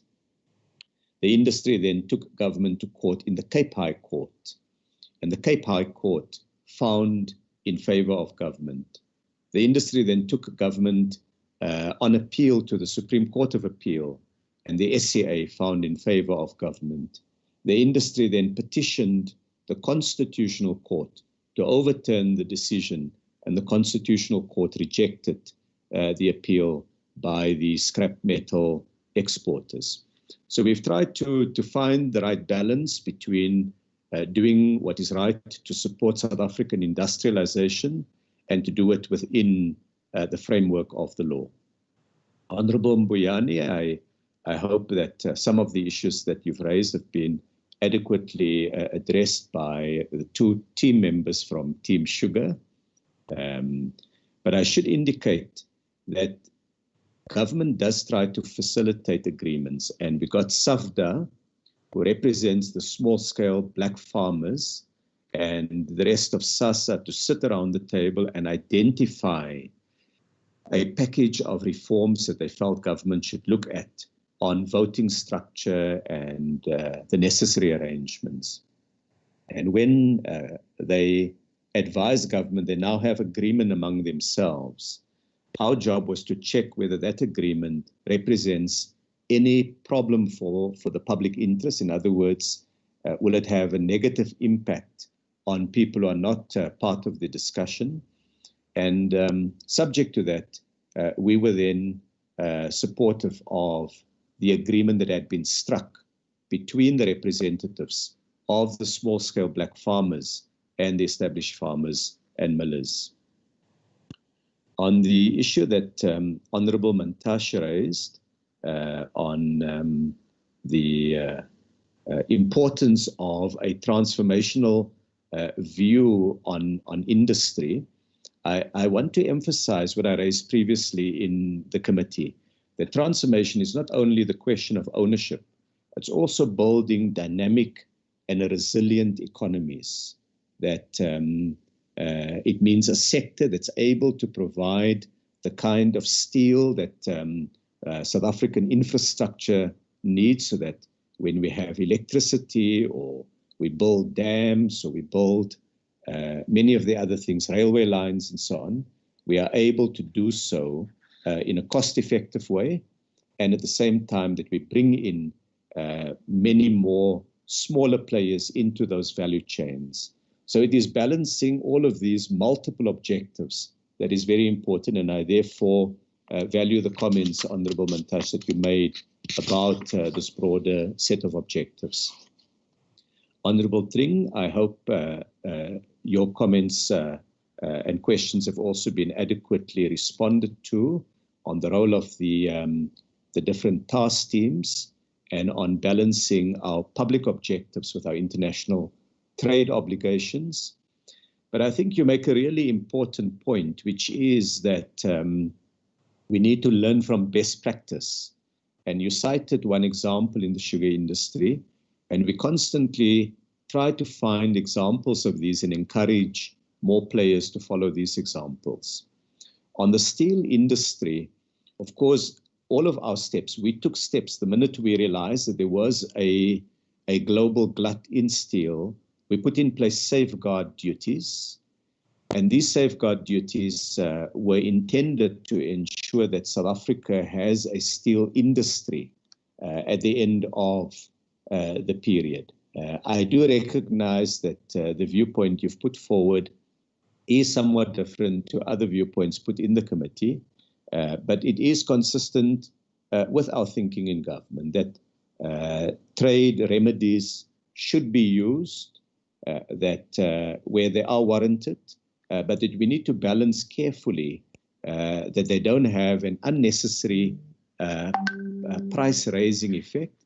And of course, very, very importantly, we need to ensure in all of that we learn some of the critical lessons of the pandemic. And what that critical lesson is building strategic domestic capability, whether it is in things like protective equipment used to fight COVID, or medical equipment, or in fact having a steel industry and having food security. Yesterday I participated in a very important conversation that African ministers of agriculture, of trade and of finance had to ensure food security on our continent in the context of COVID and the challenges we face. And there was agreement throughout all of this that this is Africa's moment to localize, to ensure that we do what we can to build industrial and agricultural capacity and capabilities on our continent. And so your thoughts there, Honourable Tring, we certainly take note of those valuable comments on utilizing trade protection where it is warranted. Honourable Moimang, thank you for your comments. You make a valuable point that the master plans can be a game changer in our trajectory in the direction of industrialization. But they will only be as good as our ability to implement. And implementation is much tougher than coming up with the plans themselves, because implementation has to be navigated in a context where there are many different points of view, where we need to get workers, for example, whether it is in the steel industry or in the sugar industry, to be part of the solution, to recognize the need for long-term and strategic thinking. It's to get managers to recognize the importance of smart, modern management systems in stock controls, in the technologies that they apply, in the long-term new market development that's available for them on the rest of the African continent. It's getting shareholders to work on a partnership model where managers have the capital to be able to modernize plant and equipment, because we're living in a very competitive world. And if we don't invest and others do, they overtake us. And it means smart government, a government that's responsive, that works as quickly as is possible, and that recognizes that from time to time, we will have to do things in an unconventional way. Bringing together all the industry players in the way that we've done is pretty unconventional, in that the typical style of policymaking is to get experts to write very detailed documents. But we know that if we are to crack our industrialization challenge, it's going to be through the dynamism and the energy and the commitment of South Africans, bringing together the best of our nation. And that's what the Master Plan program is about. We will have some learnings. There's no doubt as we go on this journey, we're not going to get everything perfectly right, but I hope we'd be able to learn quickly and adjust where necessary, and we get the important things right, because that's the most critical part of making, getting industries to be dynamic and resilient.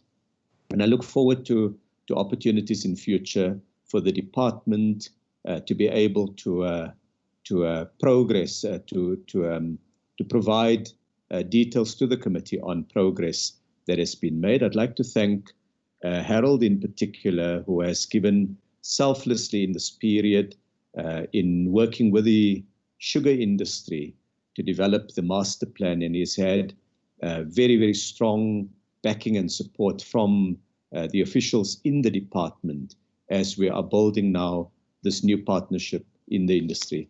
Thank you very much, Chairperson, for this opportunity to wrap up what has been a set of thoughtful and good interventions by committee members on these two important parts of our master plan program. Thank you. Thank you, Minister. I know that we would obviously have to get more time to engage, but for the purpose of today's presentation, I think largely, Minister, it will be important to say in issues of transformation, stability, and growth. We're actually looking for more participative involvement.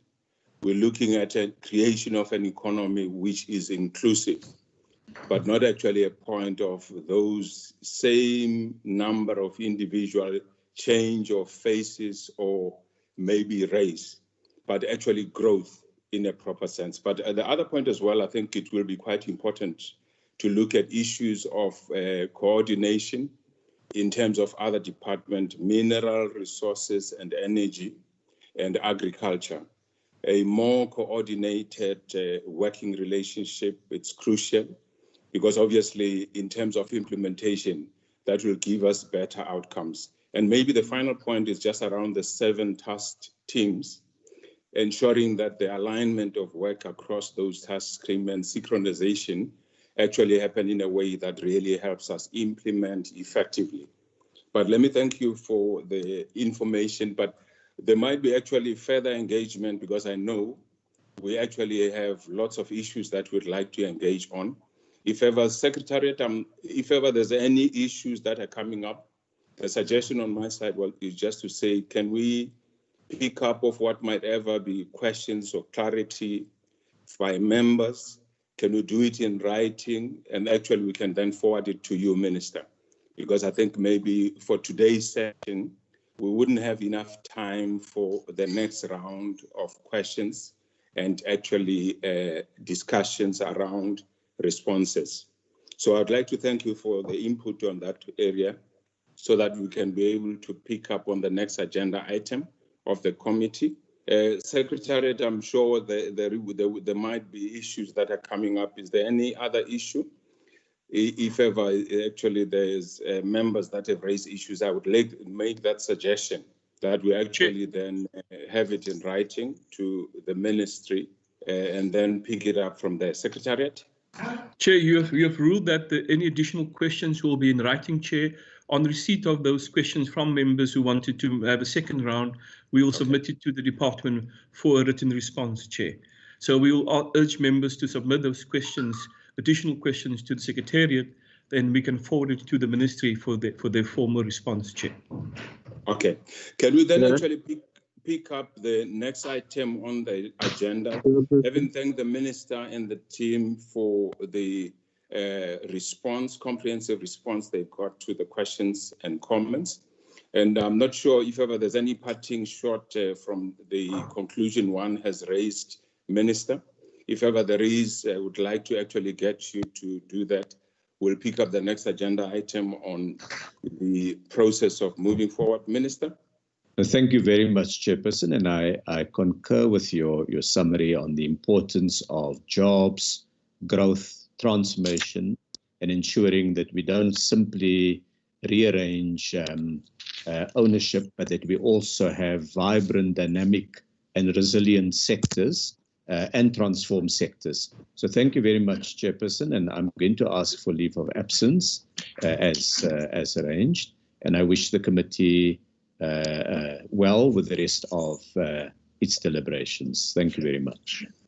Thank you, Minister, and thank to the whole team and the ministry.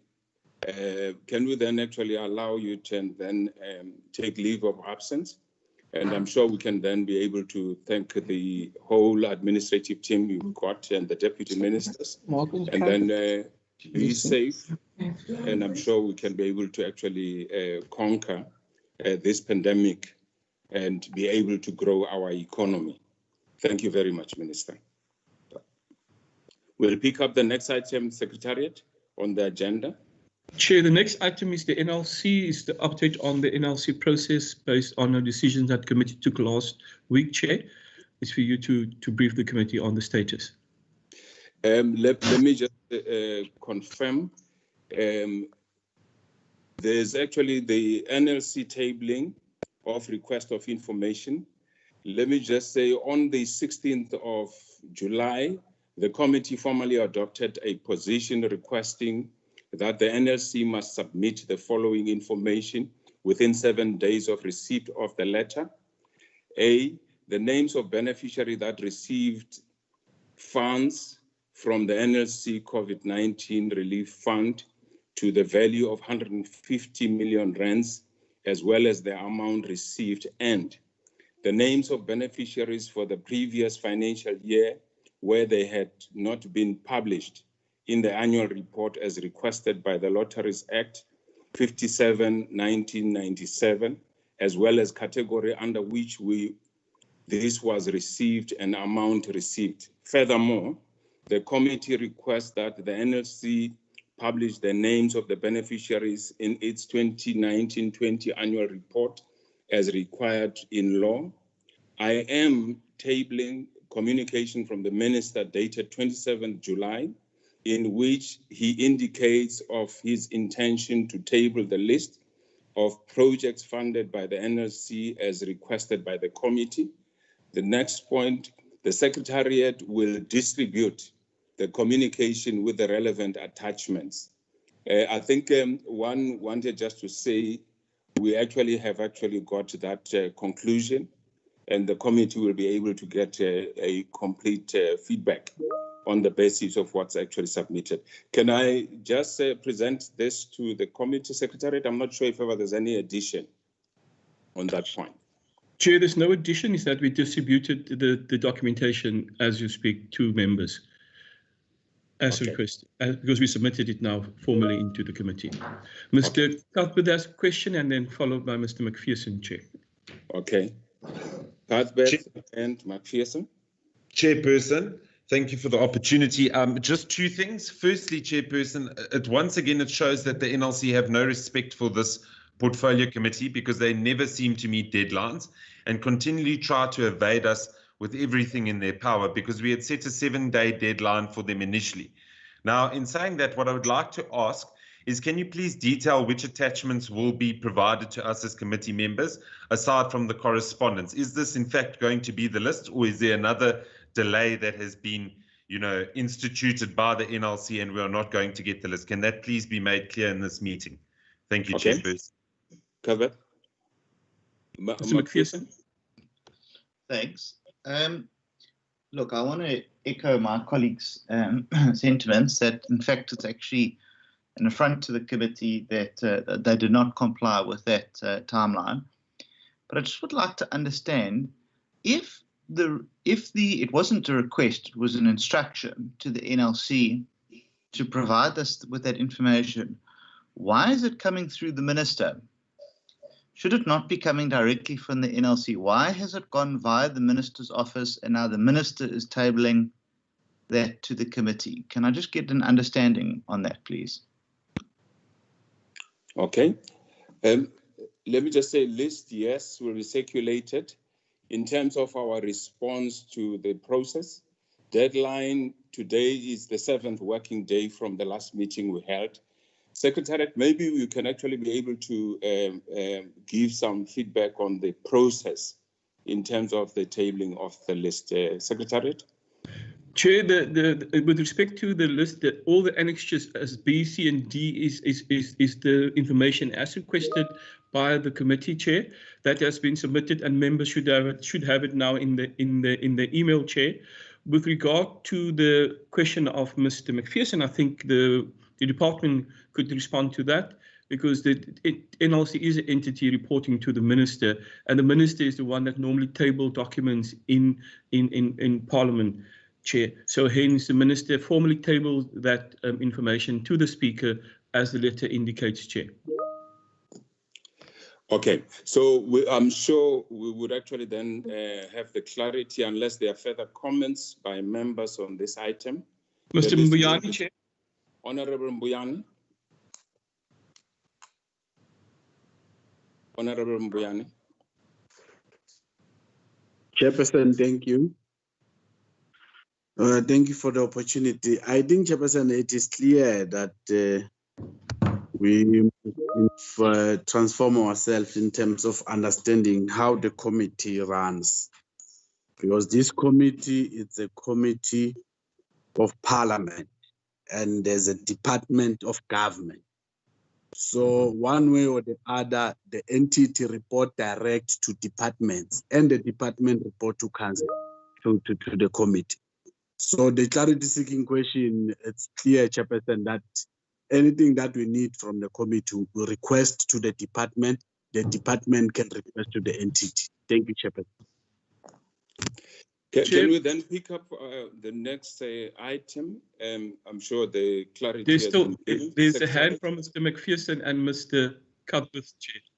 Oh, okay. I had lifted my hand long ago, and I've not been given space to speak. Mr. Can we actually take McPherson, Cuthbert, and Mantashe?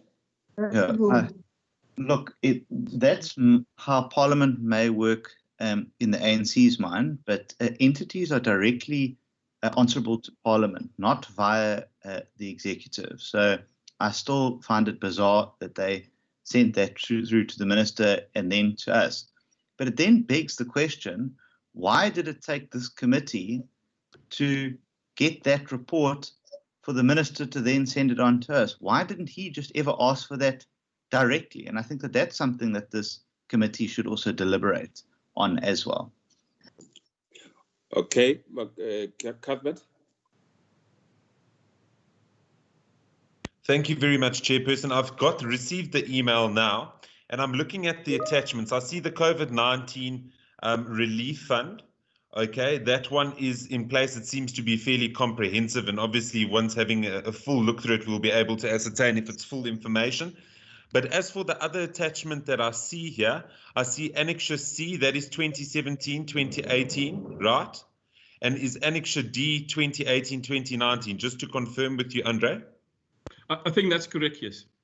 Okay, 100%, because the one didn't download, so I wasn't too sure if we were actually missing one. Just hold on one second. Sorry for this. Yes. Okay, excellent. Can we then take Mantashe? Mantashe? And Mrs. Hermans followed. And then Hermans. Mantashe? Chair, let us appreciate the taking of this request by the entity. And I think this is what we wanted. I don't know what we discussed not on this agenda. I think we must go and look at it, because we have not looked at it. We can't discuss it now. Whoever submitted, it is our request that we made. Thank you, Chair. Thank you, Mantashe. Hermans? Followed by Ms. Motahu, Thank Chair. you, Chair. Thank you, Chair. I'm covered by Honourable Mantashe. The matter is, the NLC matter is on our agenda. We have received the list. The Minister has been also clear of his interaction with the NLC. So I think to say that the Minister has never requested the list, that's not true. The Minister has asked the NLC to share the list to publish the list. Okay. But let us reserve the discussion, Chairperson. This is just under committee business, where there is an agenda item that we, on a program that we all agreed to as the PC, to discuss the NLC. Was it Motaung? Next one. Next Correct, member. Chair. Honorable Motaung. Thanks, Chair, for the opportunity. I'm covered by the previous two speakers, Honorable Okay. Mantashe, Honorable Hermans. Thank you. Thank you very much. Can we move on to the next item? I'm sure this one is Chairperson, agreed to. Chairperson, if Can you we would take indulge. the Chair? next item in terms of who's shouting? Mr. Cuthbert, Chair, is once. But okay. Cuthbert? Chair, indulge me if you don't mind, please. The request that I'm making, Chairperson, is now we've received this as a parliamentary portfolio committee. I would sincerely hope that this has also been published on the NLC's website because it is a public document, Chairperson, or public documents rather. Can I ask that in terms of the detail of process beyond the information received be an issue of the agenda item for our engagement as the committee? I think we can conclude on the item in that way and maybe pick up on the last item on the agenda. I note your point, Honorable Cuthbert. Can I actually ask that we pick up on the minutes, if we can actually project them, honorable members? Secretariat? The minutes Do of the have two 15th sets. of July, Chair. Yeah, I've got two sets of minutes. If we can just show them at the screen, because it's two sets of minutes we actually have to look at. On the first set, which is actually before us, is on the 15th of July. It does actually show the agenda of our meeting, and it reflects on the attendance in terms of members present. If you can scroll down, members that have actually present, proceed, Secretariat, going down. And there's actually issue relating to attendance. There's issue. Chairperson, Chair? I need to correct this act, Jean Meffer is related as an ANC member. It says he's a DA member. So, on the first page, you say, No.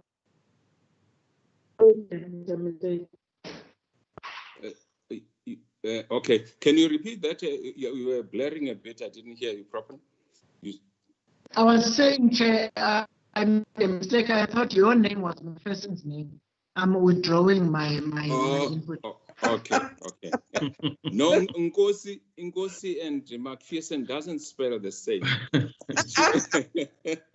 Okay, so thank you very much. Can we move from the first page? Can we scroll down, honorable members, just to actually get you to reflect on the record of the minutes, because we did have attendance of our legal services, parliamentary legal services. And on the next page, it's actually the detail of the issues that we reflected on.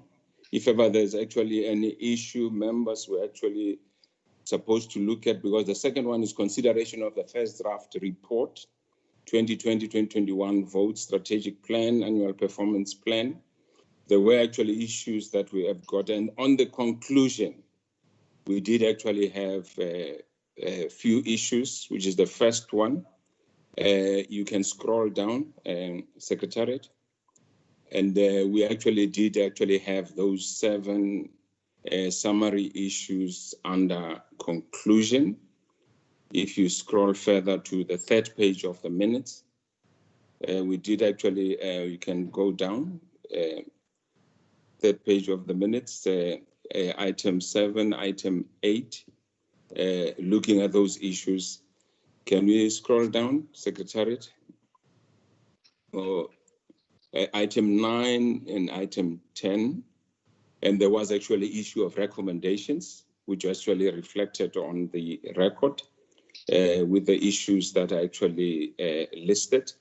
Because I think we actually did have the recommendation. The last or the third item at the bottom was the briefing by the legal division on the legal opinion.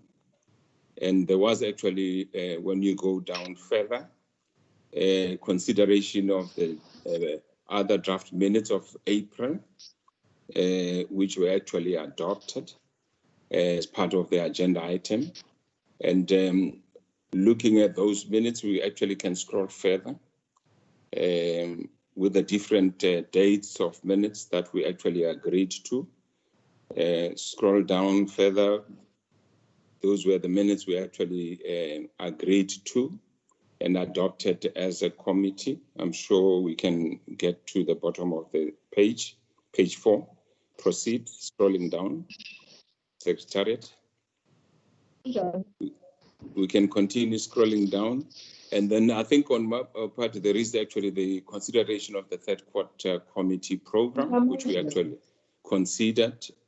And I think we actually then had the meeting adjourned around the time reflected. The next meeting is the 16th, because this was the 15th. Unless there are issues, honorable members. Who, someone is actually, is there a contribution? Can I check? Mantashe, mute. Mantashe, Ms. Mantashe? Mantashe? Yes.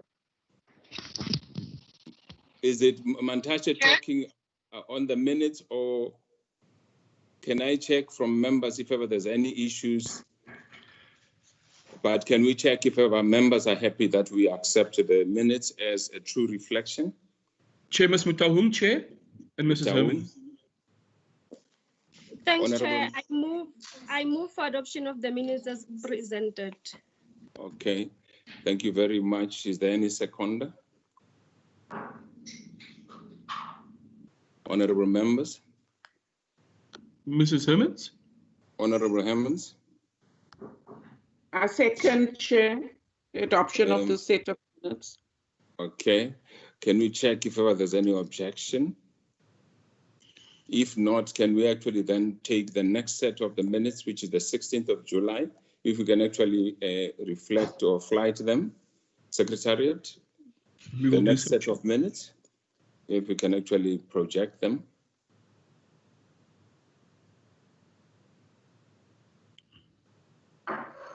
Okay. So that's the 16th. It looks like it's still the 15th, because I see the adjournment is still 16th of July. We're looking at the 16th of July set, I think. That's a problem, Chair, that last. At the bottom. Okay. Yeah. Can we go on the top then, on the top of the set of the minutes, because we are on page 4. If you can go up to the top. I think we're having a challenge with Sekwanda, Chair, with who's sharing the document, Chair. Okay, because we just want to get the next set of minutes. Yeah. If possible. Sekwanda? Good morning, Chair. I have the minutes of the 16th on screen. Okay. Can you see something on your side? On our side, I can see the last page of the 4th one, page 4. That's why I'm seeing the page 4, which I assumed was actually the 15th one. The 16th one, I don't think it's coming through unless the date is wrong. Okay, if let me read. Let's put up the 16th one, 16th July set of minutes. Is it on now? I can't see it yet, Zowanda. I can't see it now. It should, the screen, it's my only screen that is open. Is it? So we actually locked out. So in terms of reflection.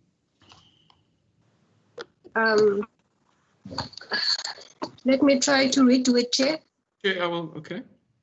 Okay, so I think honorable members, we're just looking at the last set of minutes, which we actually have to look at in terms of actually the adoption of our record as a committee. So Secretariat will actually put the set of the 16th of July. Can you see it now, Chair? Not from my side. Not from my side. Chair, can't we ask Andre to share the minutes? I'm trying now to do that. I'm getting the doc. Okay. Okay. No, apologies. I'm sure we'll actually get it projected, because I think it's quite important process that we manage the records of the committee, because we'll actually have to make sure that the information of how we manage gets accessible in terms of the parliamentary website. And if we have approved the minutes, we can be able to actually add it as information that can be accessed by those who actually visit our site. It is the 16th of July minutes that is projected. I can see that now. And to the members of the committee, if ever I can request that you help me look at the first page in terms of the agenda, because we're looking at the revised 2020-2021 budget, strat plan and annual plans. And we're actually considering the resolution around the NLC. And we're actually looking at draft minutes as well on the same day. Present members who actually attended were listed there. I hope that's still the information across parties. They are listed. I'm sure you're okay. We did receive an apology, Montashe. We did actually have the introductory part of the meeting with the issues that we actually picked up on, which were listed there.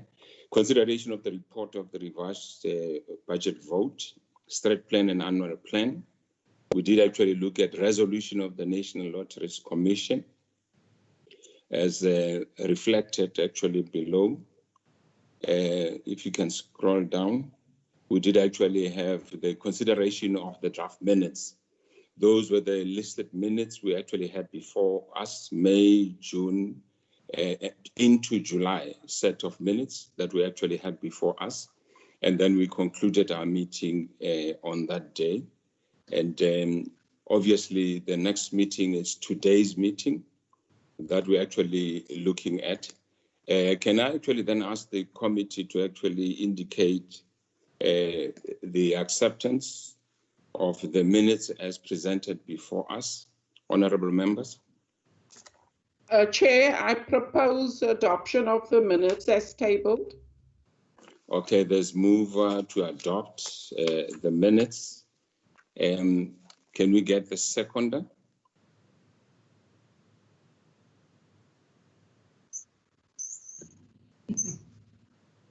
Chair, Ms. Mutahu. Chair. Honorable Mutahu. I second the minutes as presented. Okay, Honorable Mutahu, second. Are there any objection? Can we then actually then proceed to accept the minutes? I think this was actually the last item on our agenda, and I'd like to thank the members for their active participation. And let me just say, Secretariat, we may actually just have to confirm our next meeting and the issues that we have to look at, Secretariat. Chair, our next meeting is on the 18th of August, Chair. We will receive a briefing by the legal advisor who assisted the committee in the 5th Parliament on the Copyright and Amendment Bill, as well as the Performance Amendment Bill, dealing with the referral by the President on those back to Parliament on those two bills, Chair. So the legal advisor and the department will brief the committee on that day, on the 18th, Chair. Okay. Can I then conclude our meeting with that point of actually our next meeting? And thank you as members of the committee for your participation, and most appreciated. Can we then conclude, and our meeting will stay adjourned? Chair. Mrs. Hermans, Chair? Chair, just want to check, Secretariat, whether we was issued with the last program, PC program. Chair, just on the last issues, just to inform members that the program was approved and we will distribute it again to members today, Chair. Okay, thank you. No problem. All right. No, thank you very much. The meeting is adjourned, and thanks very much Thank you, Chair, for your participation. Thank you.